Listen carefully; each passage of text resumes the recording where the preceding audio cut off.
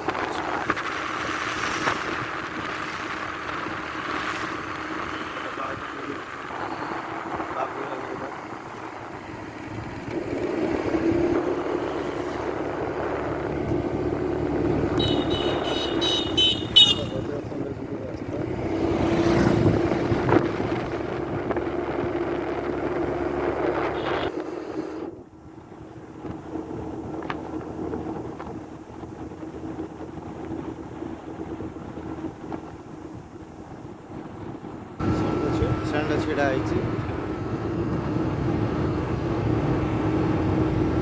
Light ହାୱାରେ ଷଣ୍ଢ ଛିଡ଼ା ହେଇ ତା ମଜା ନେଉଛି।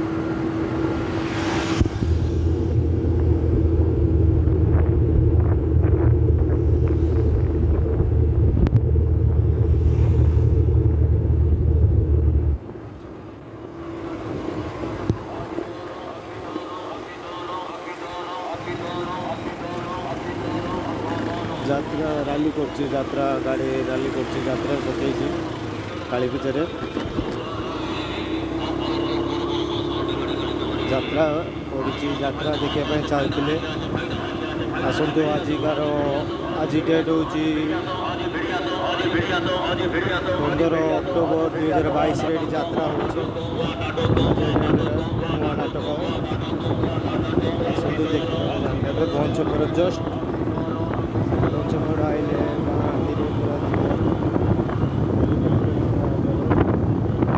ଛକ ପାଖରେ ଯାତ୍ରା ହେଉଛି, ପଛକୁ ହେଉଛି।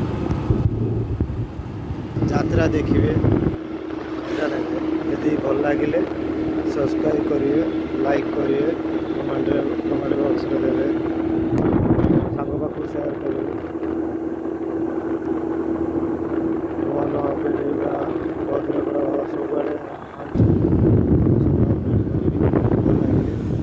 ରାସ୍ତା ଜାଗାକୁ ଏରିଆକୁ ଯିବା ପାଇଁ କହିଦେବି। ଆପଣ କମେଣ୍ଟରେ ଦେଇପାରିବେ। ଦର୍ଶନ ପରେ ଆପଣ ଯଦି ଭଲ ଲାଗିଲେ ଲେଖିକି ପଠେଇବେ, ହ୍ୱାଟ୍ସଆପ୍ ନମ୍ବର ଦେଇପାରିବେ। ଏଇଟା ହେଉଛି ପଞ୍ଚକ ଓଭରବ୍ରିଜ୍।